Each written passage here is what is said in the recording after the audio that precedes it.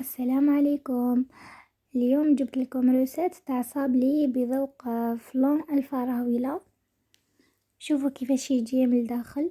حبيت نقطع لكم حبة قبل ما نبداو في الوصفة. بغيتكم تشوفوا التكستور تاعو كيفاش يجي.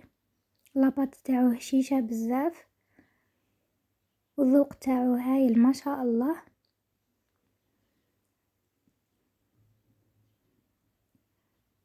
نتمنى تعجبكم الوصفة.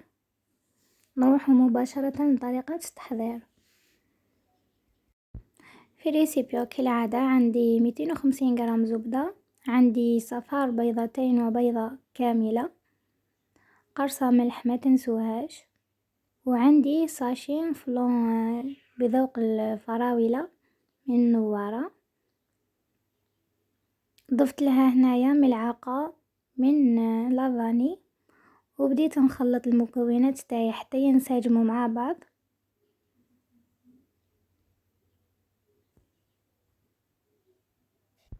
كي يطلع لي الخليط نتاعي عندي كاس الا ربع زيت، نبداو نضيفو فيه بدفعات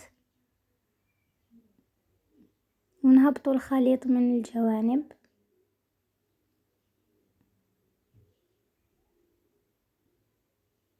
هنايا نضيفو ملعقتين من النشاء ولا مايزينا ونزيدو نطلعو.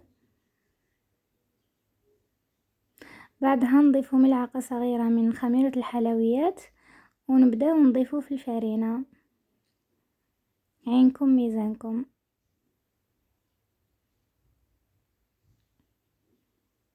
خلو لاباط طرية شوية. بعد ما طميت العجينة نتاعي نخليها تريح.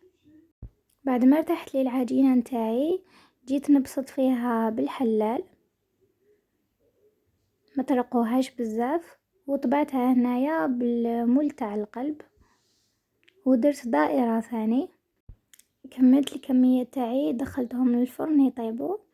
هنايا جيت لي الحشوة، عندي نيسلي وعندي مربى الفراولة. هنايا نبدا نعمر في حبات الصابلي. درت طبقة من النيسلي درت طبقة مليحة من مربى الفراولة. الحشو يبقى اختياري. نعمر الحبات تاع الصابلي جيدا. ديروا كمية مليحة من المربى واغلقوا الحبات تاعكم. هنايا بعد ما كملت الكمية كامل جيت نقلاصيهم بشوكولاتة بذوق الفراولة من لاصافيغ. كي تبداو تقلاصيوها اخبطوها هكا شوية باش تهبط الشوكولا الزائدة.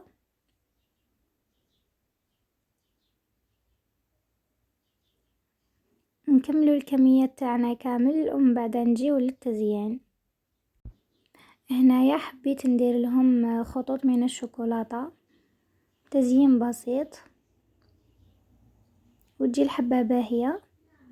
وحبيت نضيف لهم في الأطراف كاوكاو محمص ومرحي.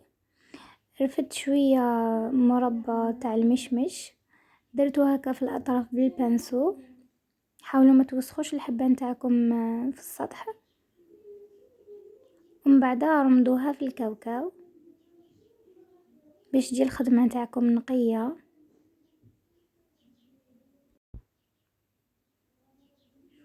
بهذا الشكل نحاولوا ما نوسخوش السطح تاع الحبة.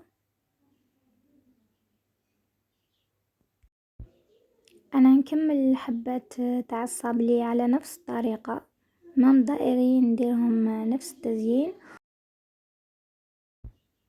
شوفوا في الاخير الحبات تاع الصابلي كيفاش جاو متحوفين وشابين، حتى الذوق تاعهم ما شاء الله. كي تاكلوها تتبنوا الذوق تاع المربى الفراولة فيها. ان شاء الله تكون عجبتكم الوصفة، ان شاء الله تجربوها. نتلاقاو في وصفة اخرى. سلام.